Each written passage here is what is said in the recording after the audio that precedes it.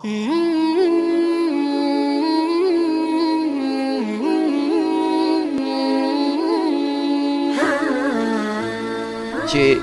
دا خلک د نوي کال مبارکي کوي. دا زمونږ په دې پښتنو کې هم ده، په ټولو مسلمانانو کې دا طریقه ده، بیخي ناجایز دي.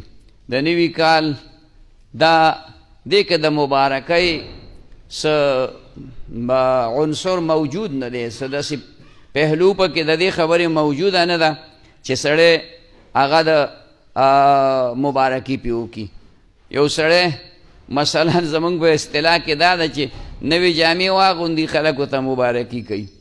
پیزار نوی نو په مبارک کور یې جوړ که، موټر لاره یې واغستله نو خلک ورته مبارکي د خوشحالۍ خبره ده د هغه دپاره.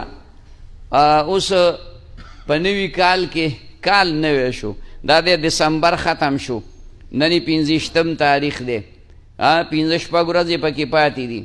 نو 1 جنوري چې راځي نو خلک په 1 جنوري په شپه باندې ډزې ډمبقې کوي او یو بل ته مبارکیانې ورکوي. بالکل ناجایز دي، دا د غیر مسلمو طریقه ده. یو بل ته مبارکۍ په دې باندې مه ورکوئ. لږ خو سوچ سړی وکړي که نه چې دا مبارکي په خوشحالۍ ده، مبارکي په څه شي باندې خلک ورکوي یو بل ته؟ خوشحالۍ باندې.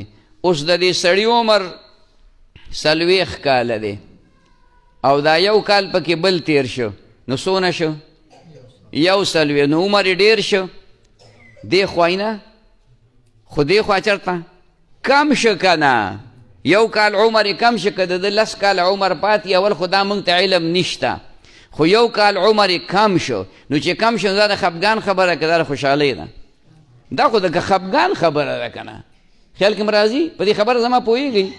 په مطلب پوه شوئ؟ که په دې نه پوهېږئ خو یو طرف ته 10 مالټې پرتې دي او تا ته یوه مالټه وخوړم، دا څو پاتې شوې؟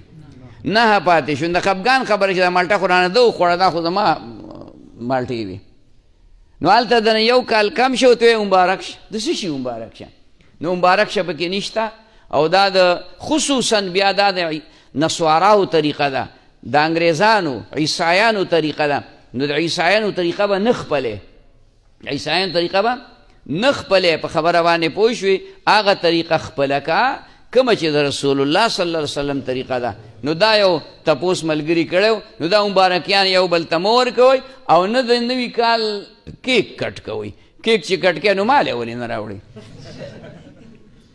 ته اوس څه کې هلکه ټول لاسونه په یو ځای دغه چاړه پې راکاږه، دونه کیک دې جوړ کړی دی. خیال کې راځي؟ دا اوس څه بکواس دی، خلکو څه ځان له څه چل جوړ کړی. دې انګریزانو که غول خوراک شروع که موږ هم چمچه پیدا کوو جیب کې بې ګرځو چې یاره دې که څه چل شته ښه، ځکه انګریزانو دا کار کړی دی. هلکه د پیغمبر نه د طریقو نه تپوس وکړه، د پیغمبر د سنتو نه تپوس وکړه چې هغه څه وایي. نو موږ داسې قمقل قوم یو چې بل چاله مو اثر ورنه که، د بل چا نه مو اثر ځان له واغسته. به هر حال او دقه دا سالګیره چې کوي دا هم ناروا دي. ښه سالګیره نه په حدیث کې شته، نه پیغمبر کړې ده، نه د صحابهو کړې ده، نه تابعینو کړې ده، نه تبع تابعینو کړې ده، نه ائمه او مجتهدین هېڅ چاړو کړې نه ده. دا موږ د ځانه او د ځانه نه ده، د یهودو د نسواراو طریقه ده. نو د هغوی طریقې مه خپلوئ. رسول الله مبارک فرمایي خالف اليهود والنصارا. عباداتو کوي د هغې په شانتې کار مه کوئ، د هغې په شانتې شکل صورت مه جوړوئ، د هغې په شان ناشته پاسته مه کوئ. نو ډوډۍ خوړلو کې او په دې کې خود ناروا دي، عباداتو کې الله منې کوي چې عبادت خو عبادت دی، خو د هغې په شانتې به نه کوي. بهرحال د دې خبرو کوشش وکړئ. ښه